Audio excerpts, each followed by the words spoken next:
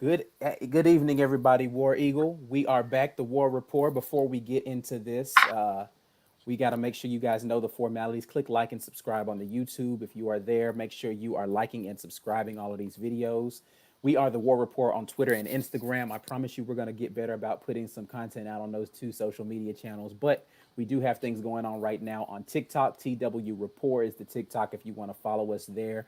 Game's done. Auburn falls 27-6. Guys, how are we feeling about this effort that we just saw from our Tigers?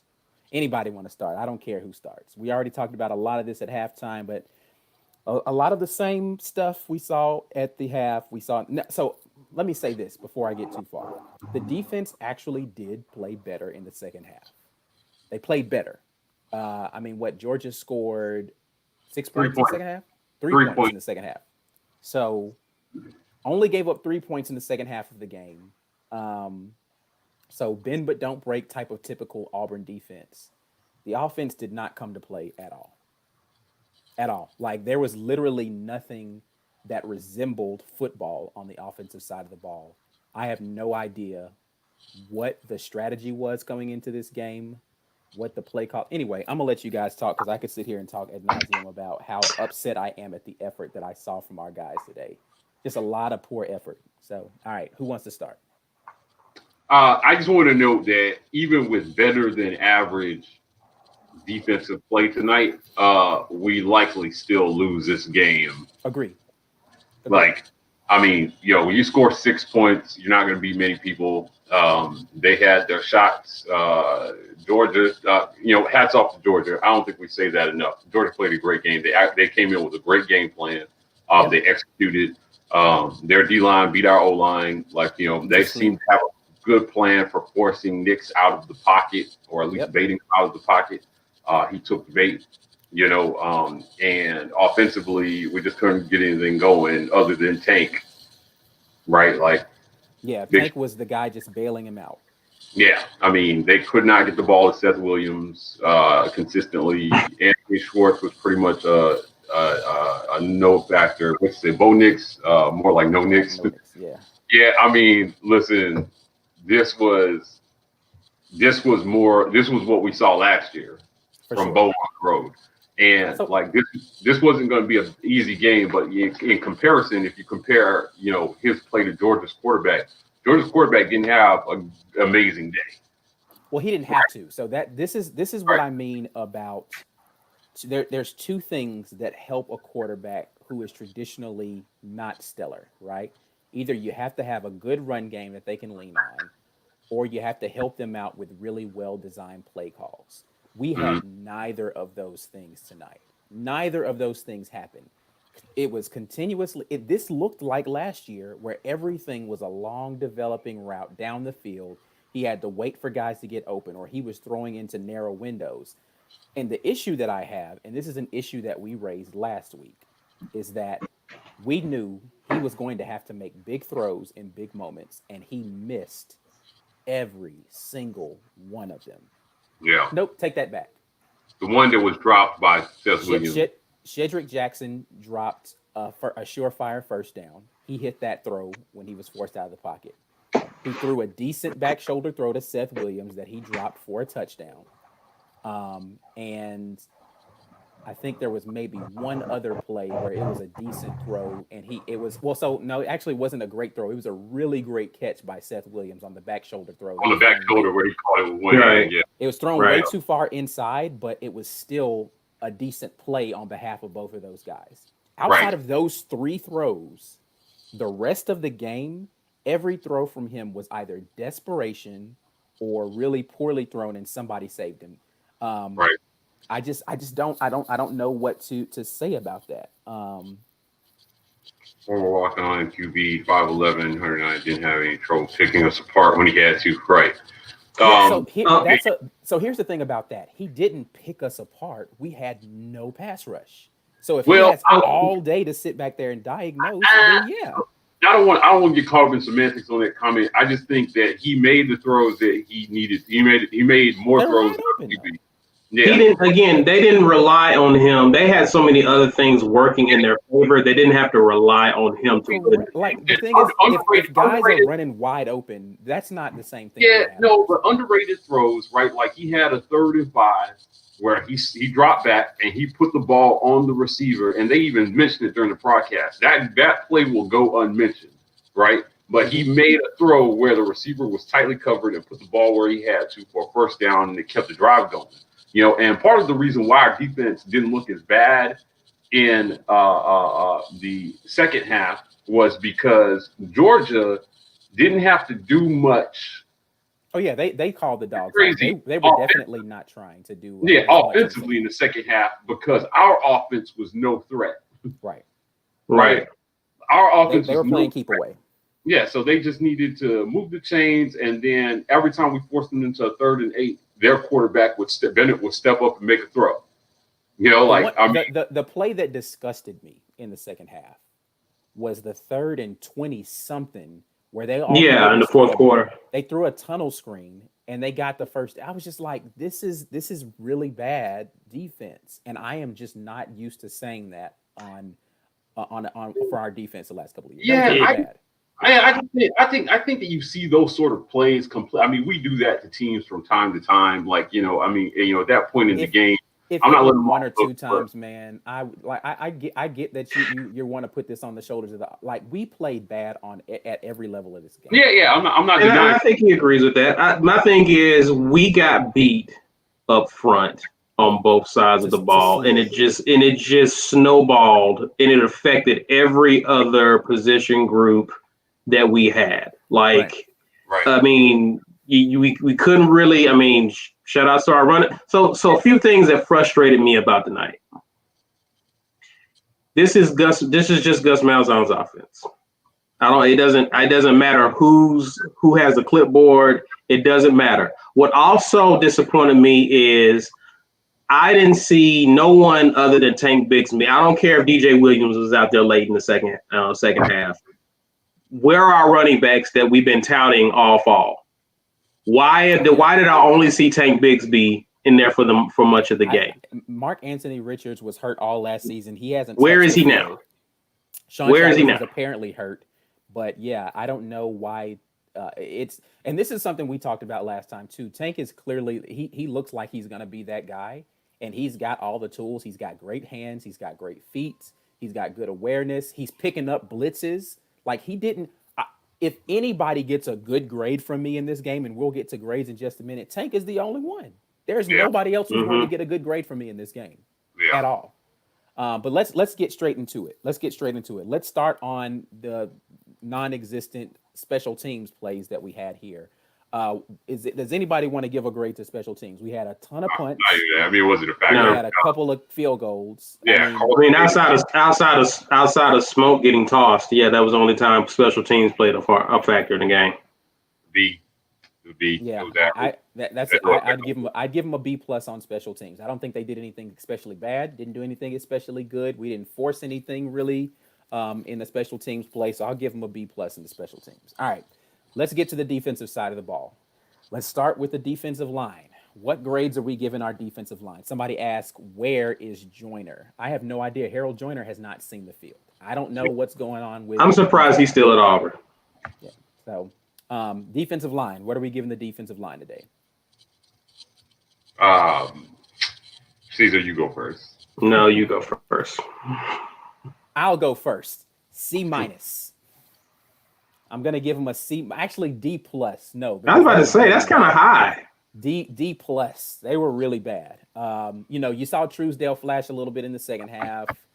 Big Cat is still obviously hurt. Like he's out there playing hurt. He has no burst whatsoever, no power off of his rushes. I mean, can you name anybody else on the defensive line that made a play tonight? Truesdale and then Newkirk. Truesdale made a play. Right. Truesdale and Newkirk. That's it. Like, I don't even know if anybody else's name got called. There was no penetration. There was no pass rush. D+ is the best I can give them, just because the second half they didn't look ragged the entire time, but it was bad. Yeah, I mean it's tough. I would give the D line a C tonight. If we're doing it by half, it was probably an F for the first half, and then they just were. They were just better than we were. Yeah, Right, like their line in the trenches on both sides of the ball. Georgia was just better than we were. for sure. So I mean, C plus in the second half. Uh, they did a decent job forcing Georgia into some third and longs in the second half. Right. Georgia helped us out with a couple of holding penalties on one drive. They ended up missing the field goal. Like, yeah, C plus overall. Like, it wasn't. They didn't have their best game, but I didn't expect it from them against this team. Right, I knew I Georgia. did though. Like I thought they were going to play better on the defensive line. I mean, last week was supposed to be the best offensive line that we were going to see all year, right? Like Kentucky has this experienced offensive line. The defensive Right. line played better last week than they did this week. Yeah, but then they went and lost to Ole Miss today. So like, maybe they weren't as good as Yeah, I don't advertised. know. All I know is Georgia looked like a different team, and so did we. You got anything you want to add to that, Caesar? I'm D almost plus. positive this laughing reaction that came up here is probably a Georgia fan in the comments, or maybe it might be an Auburn fan sitting there like, "Yeah, this is his comment." Yeah. Anyway, go ahead. D plus. D D plus. They plus. they All right. got owned early and often throughout the game, and while they played better, I saw too many times we had to rely on our secondary to make tackles when they were rushing the ball, and that's that's something I didn't see a lot of last year and years prior. It's just our depth is hurting, especially now that we're seeing guys like Big Cat getting injured. Like we're really reeling from the losses of our big guys up front from last year. So Yeah. we just got owned up front. D plus. All right. Let's move to the next level, which is the linebackers. What are we giving the linebackers? Who wants to start on this one? I'll start. D. Brett was hurt. Like no plays. I mean, they had absolutely no impact on the game at all. Like none. Yeah. Zero. They had no impact on the game. Yeah. D. D. Yeah, they had no impact on the game. D. Not Yeah. even a D plus. D. Yeah. I actually think that the linebackers are going to get a solid D for me as well. I harp on this. I harped on this in the last game. Their run fits were terrible. The first touchdown that Georgia got, that they were talking about this jumbo package that Georgia brought in that had like a defensive lineman in there playing tight end or whatever. The reason he was able to clean up two people on that play is because two linebackers went to the same gap. So you guys you're not understanding which gap you're supposed to be hitting when you're coming downhill. You're coming downhill fast, but you're not coming with any discipline. So it was just poor execution overall linebacker play. And then eventually your eyes get stuck on the rush so much, and they're hitting stuff right over the top of you at play action. Linebackers played terrible. They didn't tackle well. So yeah, solid D for me on the linebacker play. Let's go to the secondary. How do we feel like Auburn's secondary performed today? I'll give him a C. C plus. I give him a C. Yeah, I'd go C plus as well on the secondary. Secondary didn't look great. They were out of position a lot. Commentators say that's a lot due to Smoke Monday being the quarterback, not being on the field and not knowing where people were going to be lined up. I just think that you've got experienced guys back there, like Christian Tutt. Like, did we call his name at all? Like, he had no impact on this game. That's weird for me to not see Christian Tutt flash on the screen every now and then. And I don't feel like they were going away from him. I just don't feel. I feel like we were stuck in the mud consistently this game, and we were just out of position, out of place, not doing. Like, there were a couple of times we made some good plays on the back end. That first drive, that was a good pass breakup that we had.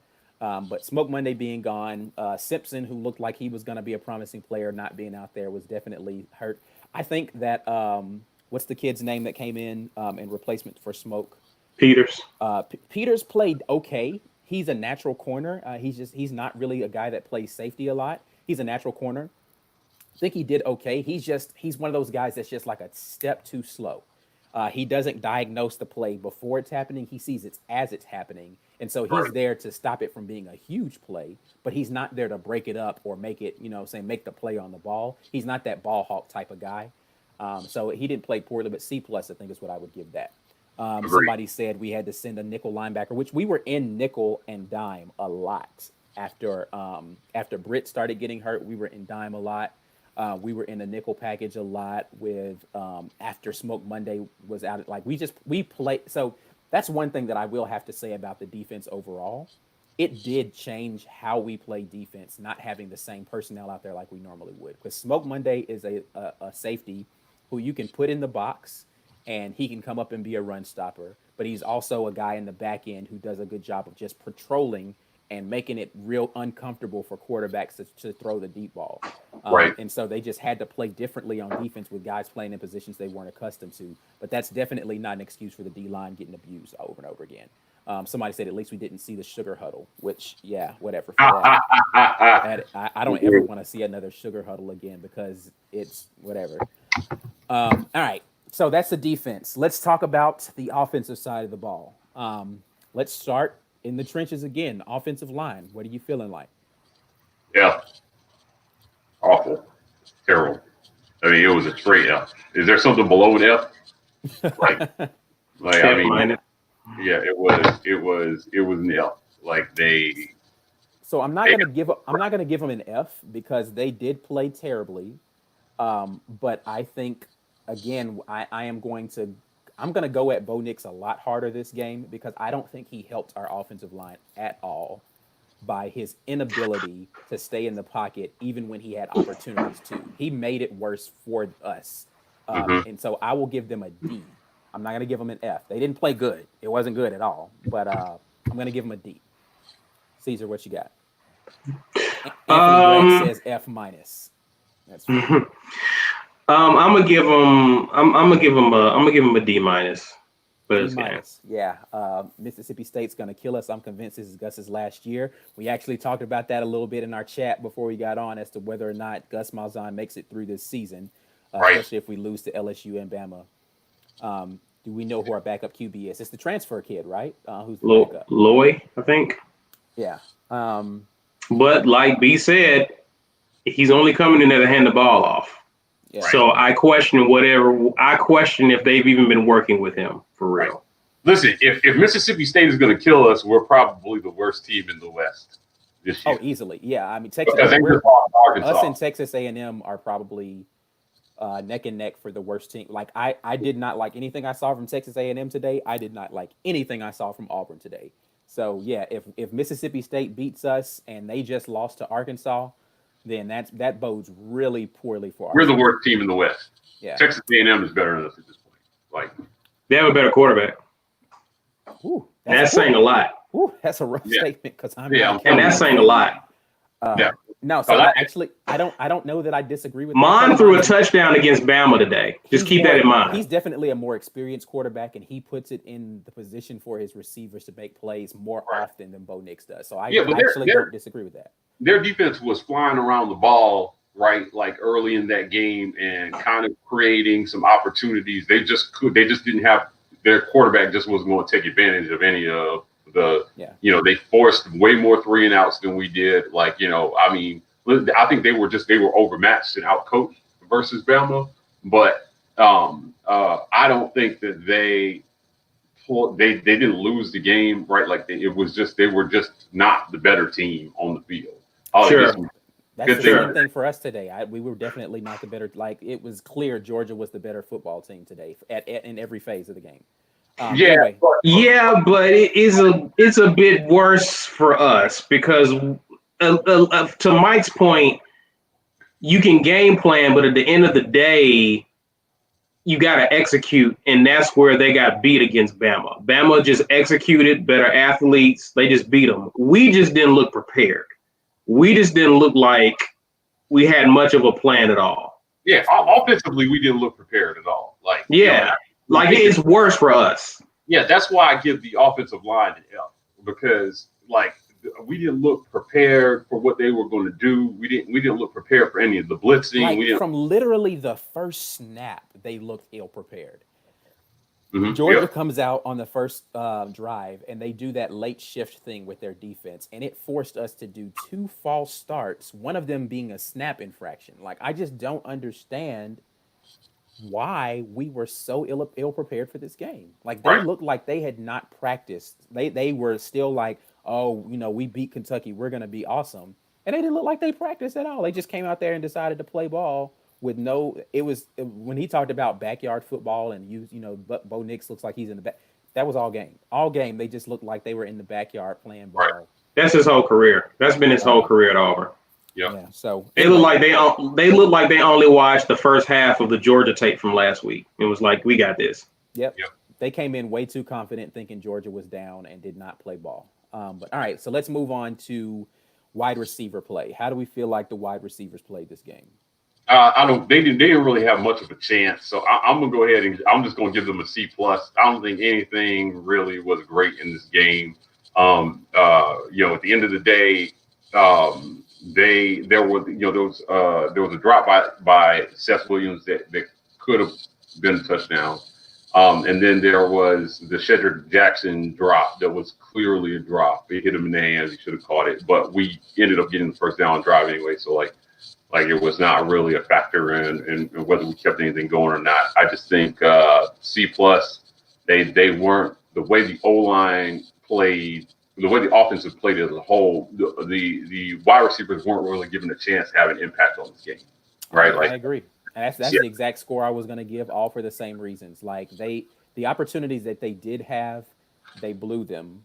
So you can't give them a high grade, but you can't give them too low of a grade because they didn't have a ton of chance to make a bunch of impact on the game. Right. Yeah. I mean, how their play was, again, a symptom of how the offense performed overall. Right. Like, I mean, if you're the receiver, you can run your route. You can do everything right, and at the end of the day, if the ball's not there in a position for you to catch it, like even if you are able to get a hand on it,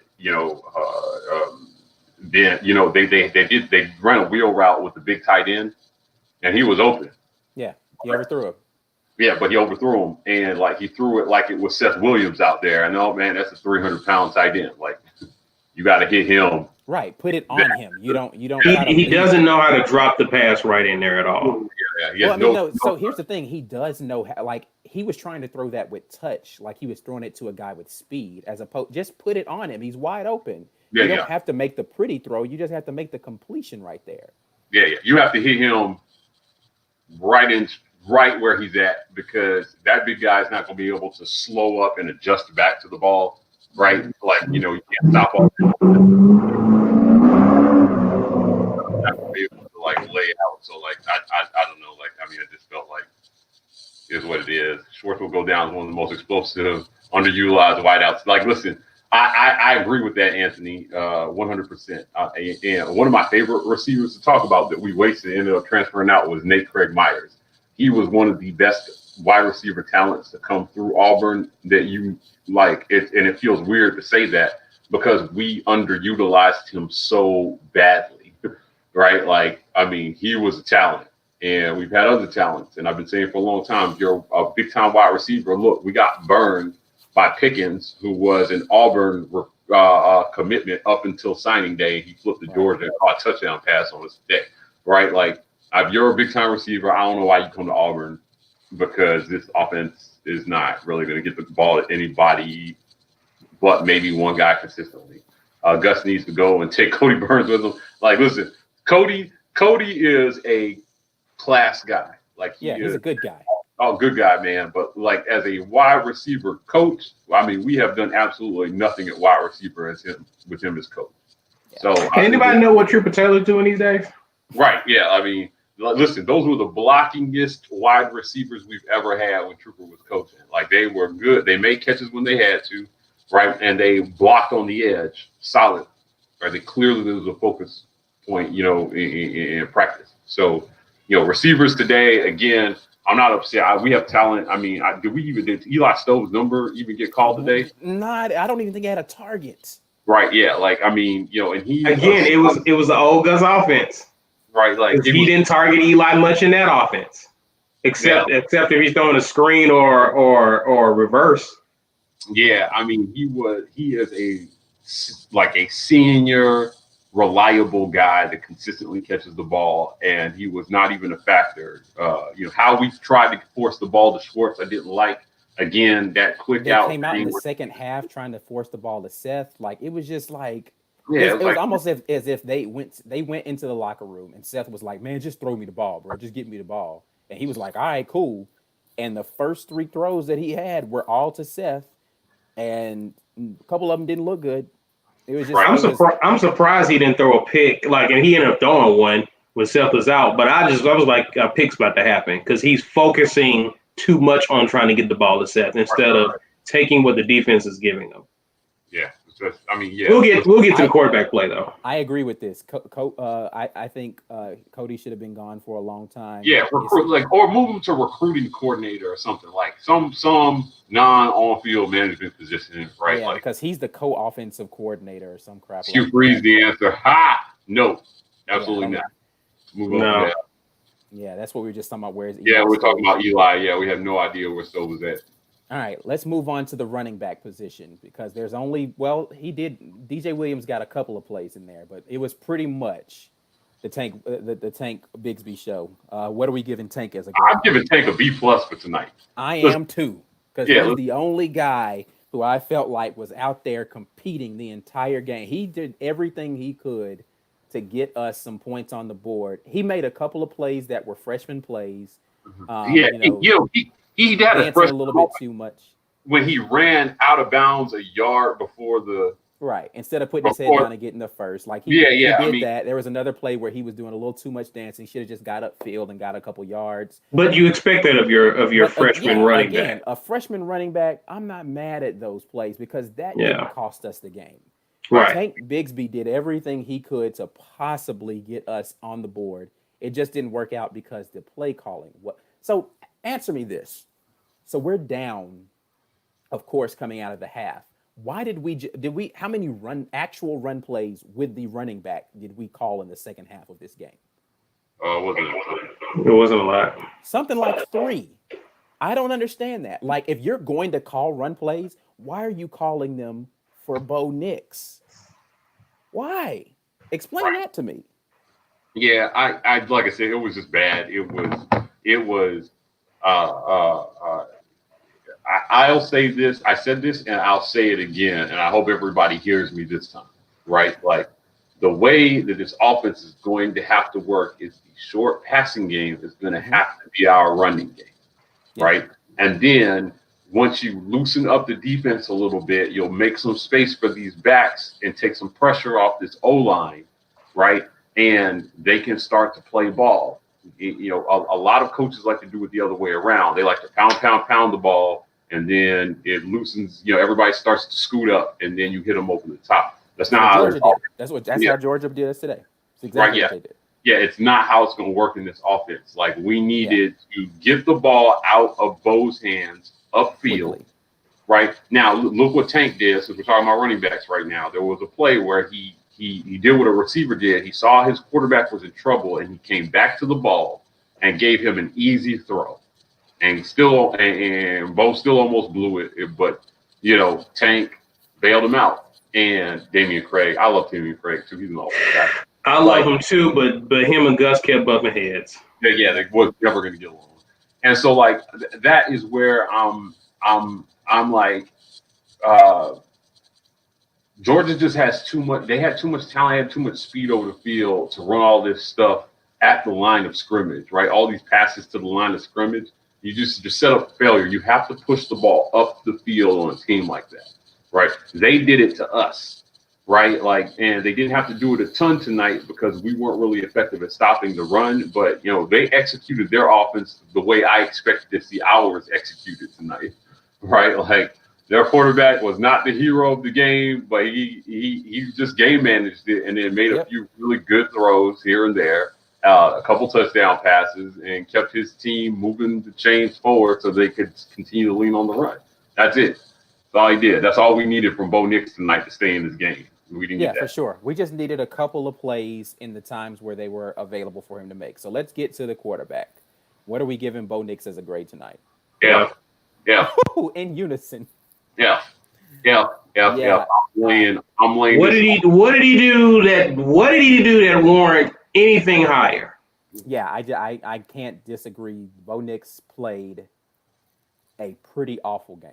It was Yeah. pretty awful. Like, he should have gotten a pick in the first half, and he went back and he repeated the exact same mistake to throw a pick in the second half. Right. It was the exact same mistake, which is he's rolling left, doesn't stop to plant his feet. He's throwing on the run, and he throws it into triple coverage to a guy, again, who had some space, but there's a DB in front of him. There's somebody bracketing to the left, and there's a guy behind him. There's no way you're fitting that pass in there, especially not at the trajectory in which you made that throw. Which, by the way, I hated that play call, by the way, because everybody is running go routes. Sound familiar? Right. Yeah. Sound familiar, Gus? Listen, there were. I have a number of issues with Bo. I made a list, so we'll roll down them. First and foremost, game management was awful, right? So I don't know if anybody noticed how we were burning through timeouts because we couldn't get lined up, right? And we could not, and he had no awareness of the play clock tonight. It was awful. Yeah, right? I don't think he sped up at all as the play clock was going down. Yeah. Gus was calling time. This is again how you start to realize Gus had to be the person that was behind this, because you talk about formations and you talk about routes, and it's like all of this is Gus Malzahn's signature. It is late in the play clock. We're getting the calls in because he's doing this check with me thing, right? Right. And then once the play call actually gets in there, it's some terrible flare screen out to the receiver, or it's a read option. Well, right. Well, I mean, again, we're talking about Bo here, so I want to stay on Bo because I got a whole list of things I need to get through. Right. Like, so if you keep an eye on him, I love that comment. Got fired. He sealed his fate when they held back Joey Gatewood in the ALCU game. Yeah, I'll address that in a second. Too. Thank you for bringing it up. So, like, you know, if you watch tonight, there were plays where we were under. He's still trying to protect with the offensive line, and then hop back, right? And I'm sorry, where is the situational awareness for your second year starter? Yeah. You know, it's not like he was playing in front of 100,000 people, man. That was 17,000 people in the stands, right? Like, it was a glorified scrimmage. You know, it was not, you know, it should not, the road crowd should not have been a great factor in that game. I don't understand. Should have been a ton of pressure there. Like, he was not executing basic quarterback duties in a timely fashion. And, you know, I was thinking, because we're, you know, as a fan, you're sitting there, you're thinking, all right, there's X amount of time left on the clock. You know, so if we score here, we can come back. And I saw zero urgency from the offense in the third quarter. Yeah. Right. Because, and the reason why is because we clearly, you needed to help the defense some. Right. Georgia was sustaining long drives, and we were always going to have to score quickly if we were going to come back in that game. They were taking their sweet ass time, and it was painful to watch. Just watch the clock run out on a drive, and then we end up scoring no points. Or right? A field goal. Right. Yeah, we had no points out of the drive because he threw a pick. Right. And so I'm watching this, and I'm just like, it doesn't change anything if I have more than 20% in the state. Yeah, like Mike, it's like they all have a policy between 20 and 25%. Like, I mean, it was just not a lot of reason for the mismanagement from a game, from a time standpoint. Yeah, you know, and here's what happens when you're the defense.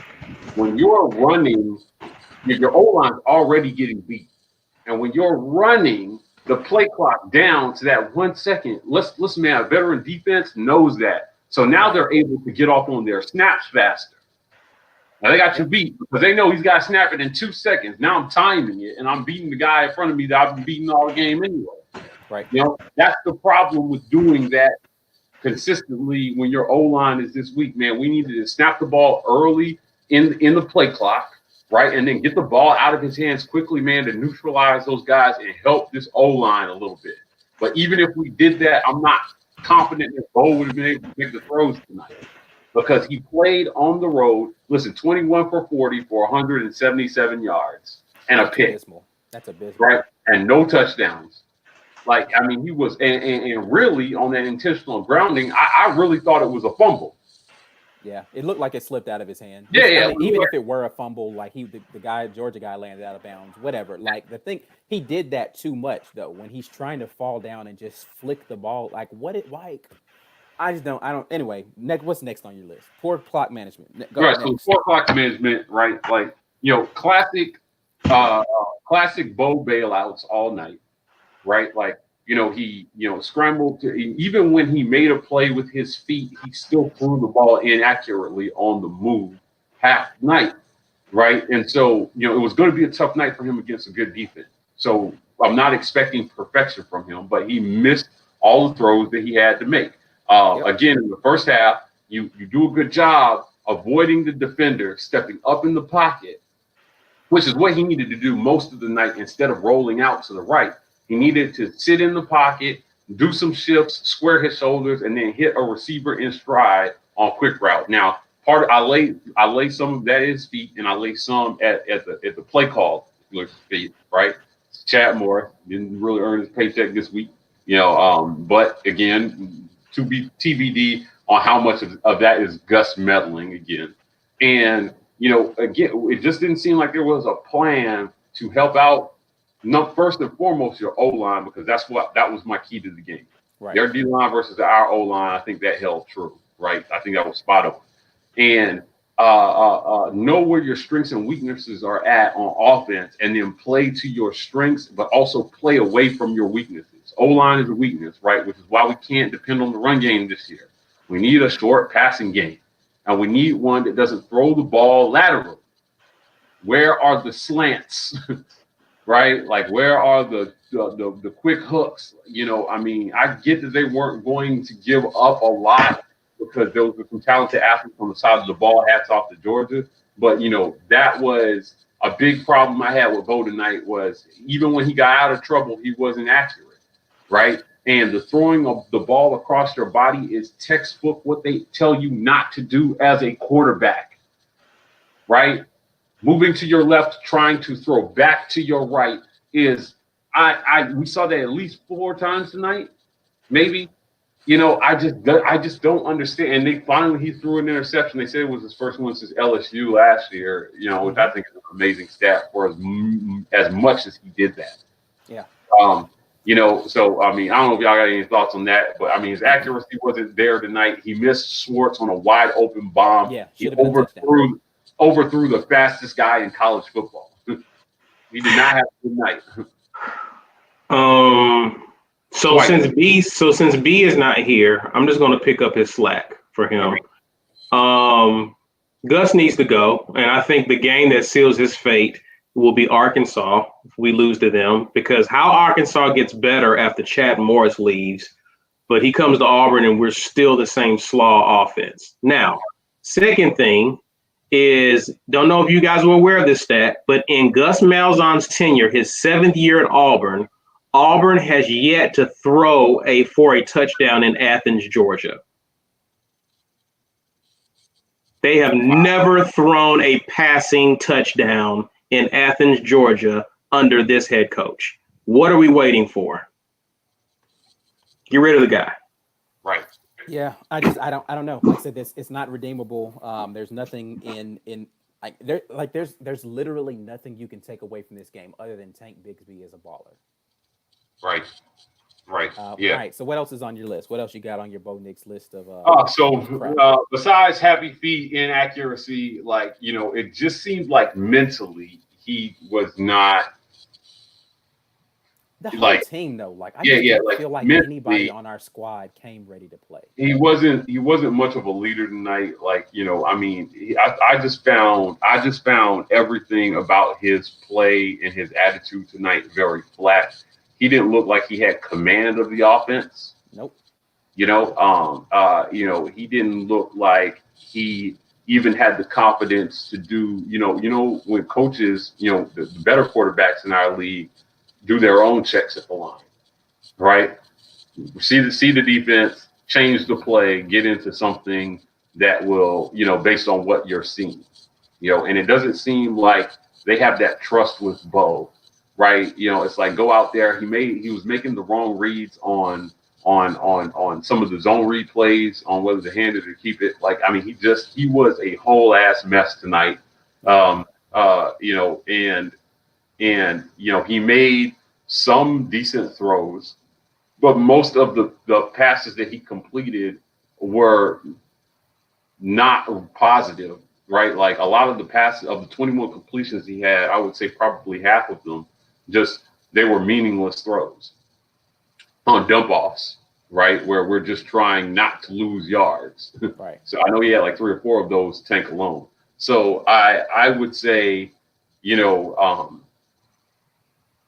I was disappointed that Georgia got the ball back and ran the clock out, because if we got the ball back, I was hoping they were going to put in the backup to run a drive, just so we could see, right? I mean, we didn't get an 8A. Him hand it off. Well, I mean, maybe they would have called a few pass plays for him just to see how he did. You know, I mean, Georgia did it last week, yeah, and then that guy ended up starting this week. Yeah. You know. Yeah, So, I mean, so this is where coaching is going to have to come into play, and we're going to have to have Gus is going to have the balls to say it's not working and yank him. Like, we're going to have to see if somebody else can do it, and I just don't think he has those balls. all right, so against Arkansas, against probably what is the next worst team in the SEC, right? Like bottom 3 in the SEC West. You know, at what point, if Bo's not having a good game, do you pull him and try something else?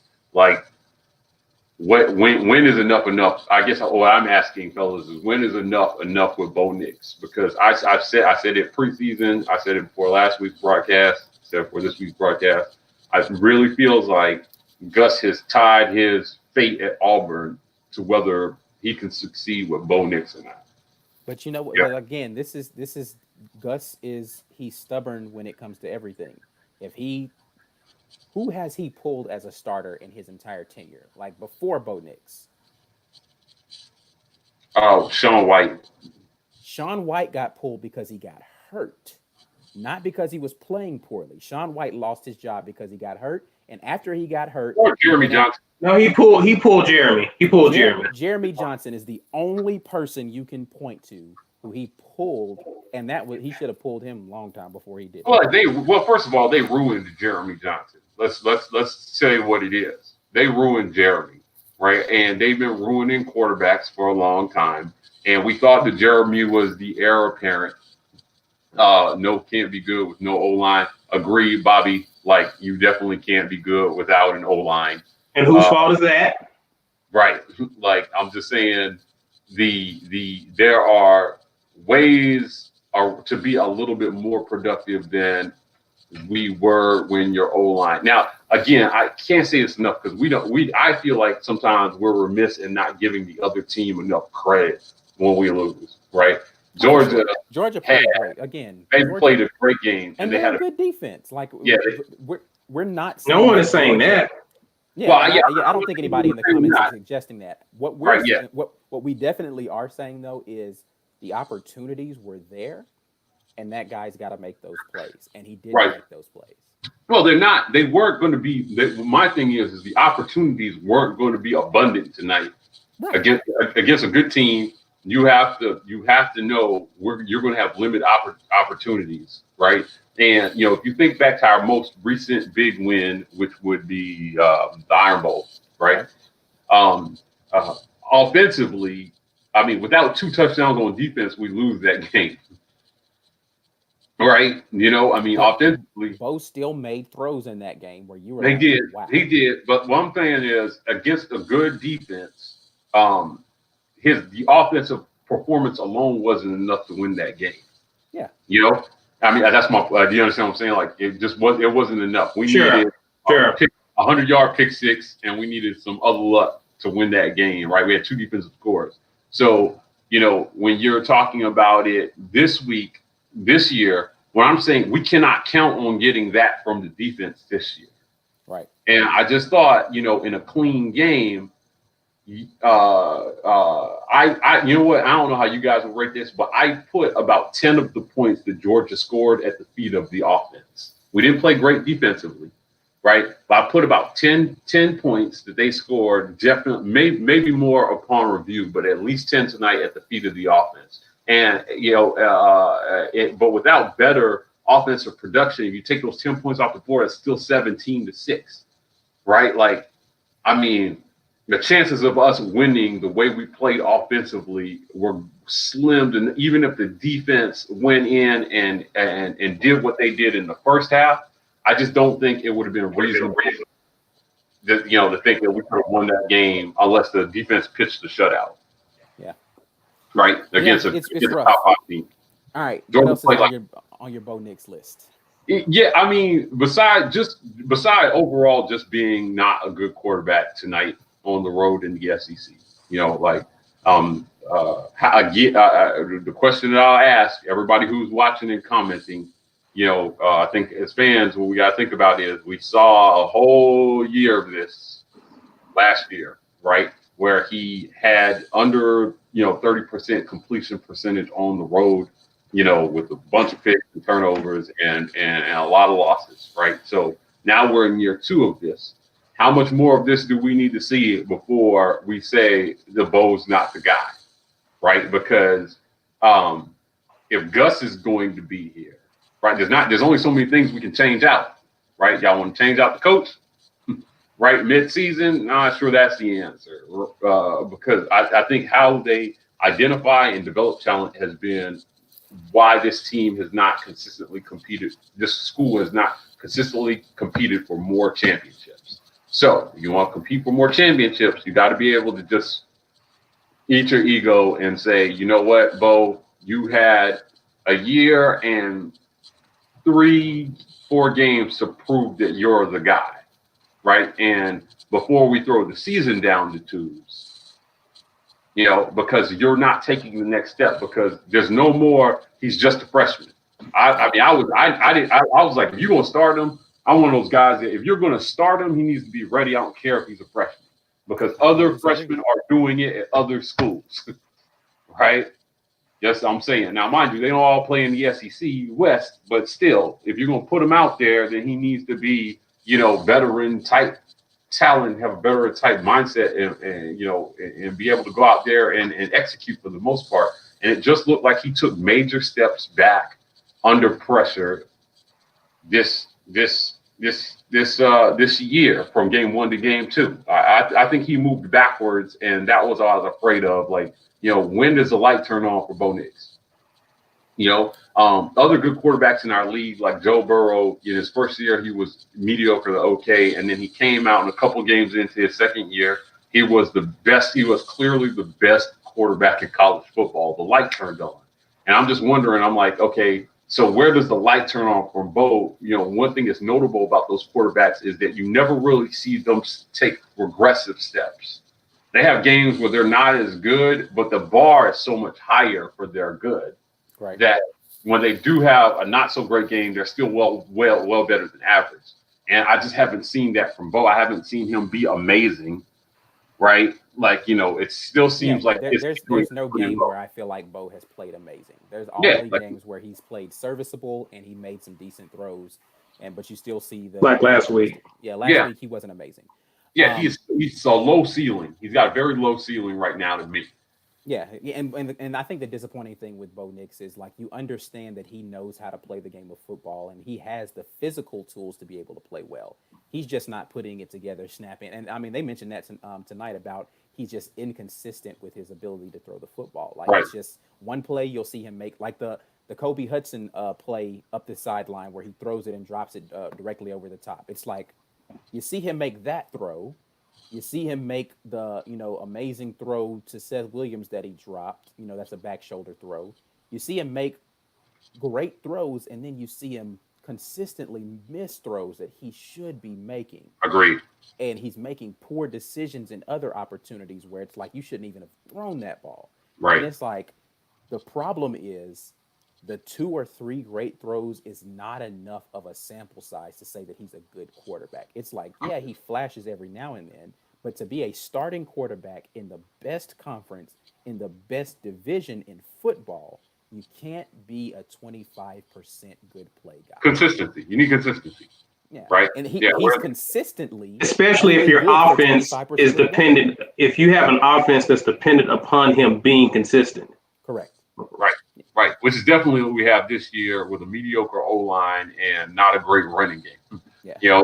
So I mean, we see it at all levels of football. When your quarterback is effective, you can cover a lot of, the Covers a underrated multitude of plays, sins. right? Where the quarterback that has the situational awareness to know when to get rid of the ball and to when to not take a sack, right? Knows when to get the ball out of his hands, when to run and when not to run, and sometimes decisions that they don't make are the ones that get overlooked on the stat sheet. Right. Right. And it just seems like whenever Bo's faced with that crossroads in a game, he goes the wrong way more than he goes the right way. Correct. And I lay that 100% at the feet of the coaches. So let's Right. talk about that then. Let's go to the coaching because that's what we haven't rated yet. So we'll start on the defensive side of the ball, and we are gonna we're gonna rate our favorite coach on the team. How do we feel like the defensive coaching did? I'm giving him a C, but only because of his first half. Right. Like he had a tough matchup tonight in that Georgia's run game. I mean, they played like a top 5 team tonight. We were questioning whether they were a top 5 team last week based on how they played in the first half against Arkansas. But they clearly made the jump from week 1 to week 2, and they played like a top 5 team tonight. So against a top 5 team, he didn't have his best coaching performance tonight, but he did make adjustments in the second half. He did lose his captain on defense on like the first play of the game, essentially, right? Like in the first drive of the game. And so I have to say, hey, listen, C+ tonight. But if smoke is still in, this could have been a B-, all things considered. Yeah, I actually, you know what? I'm going really light on him. I don't think the defense played well, but I don't think that was defensive play calling, and I don't think that it was defensive game planning. I think it was poor defensive execute. And like all he can do is draw it up, right? He can call the play and he can draw it up. The guys on the field have to be the ones that actually make the plays. And I don't think the defense was out of position because he was making poor play calls, Right. or he didn't have his guys coached up. I think there were some inexperienced guys on the field who were out of position in the defensive backfield, and we absolutely got whipped up front. That's not on the defense, the defensive coordinator. Kevin Steele, I don't think, coached a bad game tonight. I think the defense Yeah, I agree. played a poor game. And so that's why I'm going to give Kevin Steele a B. Okay. I give him a C+. Yeah, I'm bordering on. I mean, at some point, he made adjustments, right? Which implies that he could have made adjustments earlier, and that's why I give him a C+. It took him a whole half to figure it out. But I think it's one of those things. Like if it had been the starters with no adjustments, I'd probably agree with you. But like he had KJ Britt in and out of the game consistently. Smoke Monday got kicked out of the game pretty early. So the two guys who you expect on the field to help you make those adjustments were the ones that were not available for a vast majority of that game. I think he did an admirable job trying to get guys who are not accustomed to doing those things to do those things on the fly throughout the game. So that's the only reason I give him that. You lose the captain of your defense, you're not going to get better, right? I mean, losing Smoke was a significant loss to start the game, and it was the entire game, right? I think I'm leaning towards. I think I'm leaning towards a B-. Yeah. I agree. Let's go to the offensive side of the ball. There was nothing about this game plan that I liked. There was nothing about how we attacked their defense that I liked. There was nothing about the play calling during the game that I liked. This is a flat out F to me. I don't know how you guys feel about it, but I don't think there was anything about the offensive coaching that even led me to believe that they did anything significant in this game that made us better from the beginning of how they decided they wanted to attack to the adjustments from how they saw that they were being attacked. Nothing. Yeah, I'm big on coaching in general, right? And so, when we lose, I lay a lot at the feet of the coaches. But, for this offensive staff, F, minus F, whatever the lowest form of an F is. That's what we get. We scored 6 points. You get an F. Period. Very Like so, even us, the first what was the first field goal that we kicked? Um, there's no explanation to me for the back-to-back Bo Nix called run. None. There's just none. Zero. Man, hand that ball to Tank. Or when we're on the 3-yard line, do what you did with the big 300-pound tight end and snap him the ball. Literally anybody but Bo Nix. Right. Right? Like, I mean, he's just not that kind of quarterback. Like, how do you call a designed run for a guy? Like, it wasn't even a design. Like, it was literally a quarterback draw. It wasn't a read option play. It was literally we're gonna. No fake other like we're gonna I think the first play was him running around the end. right. Like I just again, I'm thinking like, what the heck is I that? don't even understand the call. Like, It's tough running. It's tough running Schwartz around the end on that defense. You're gonna run Nix around the end. Yeah. I was befuddled by those calls. I was just like, how did you guys? How are you watching from the sideline the same game I'm watching and figure we're gonna run Bo Nix 2 times and think that was gonna work? Right. And then kick a field goal. So you weren't planning on going for it on 4th down. I can almost forgive that if you had intentions of going for it on 4th and down and you were just trying to set up a 4th and short. I can almost forgive that. But when you march the field goal team out there to kick the field goal, and you basically after a targeting penalty, which got you inside the 10, that's what you run. Yeah, it was terrible. It was absolutely. I was so confused at the play call that it made me reevaluate whether or not we even have the same guy calling. Like at that point in time, I was like, this has to be Gus calling play. This is Gus. There's no way Chad Morris not with as good a game as Chad Morris called last game. Like either he is the most Jekyll and Hyde guy in the world, or he wasn't the one calling these plays. Like it just doesn't make sense. But you got to keep in mind, we was having the same conversation when we had Chip Lindsey. For sure. Right. One game, Chip Lindsey would call a game, and we'd be like, this isn't the same guy who was calling. Like, why is he calling it this way? We know why. We've seen this movie before. Right. And like the exact same thing that I gave them credit for last week, which is when they got the ball down inside the red zone, they were getting touchdowns instead of field goals. We were not able to do that exact same thing this game. And I am so confused as to how the play calling went night and day like that, other than it's got to be Gus. And that's unfortunate that we're in that position again this year. Right. So, how much of that is going to be on Chad Morris's feet, I don't know. But I do know that Gus just didn't he didn't get the job done today. Like there's no ifs, ands, or buts about it. Gus did not get the job done in any form or fashion. And it's disappointing to see because I had such high, and that's evidenced by the score that I called. I had such high hopes for this offense. I thought and all the things that we thought would play to our advantage in having the game earlier in the year, none of that ended up being a factor because the game plan was so poor, right? Like, after week 1, and I'm stressing this, after week 1, when I saw what our O-line was, I was like, ooh, they're going to have a different plan on offense because we're not going to be an effective running team this year. Right. That's clear, right? Or we're going to have to grow into that as the season goes along. But until that improves, they need to have a short passing game plan. And I'm going to keep beating this home on every single show we do until the end of the season, right? Like our short passing game has to be our running game this year. That's how you overcome a bogus O-line, because if the quarterback doesn't have to hold the ball, you can neutralize their defense to some extent and just make them have to man up on you. Now, it does put the weight of the offense on the QB's shoulders, but we've got a second-year guy who's supposed to be the next coming, so I don't think that should be a problem. Right? Rushing yards this game, 39 total. Yeah, man. 2 attempts. Who had the most? How many rushes did Nix have? Nix had 11, and he had the most carries in the game. Tank Bigsby That's had crazy. 8. That's crazy. He had the most carries last week. Yeah, that's crazy. Are you kidding me?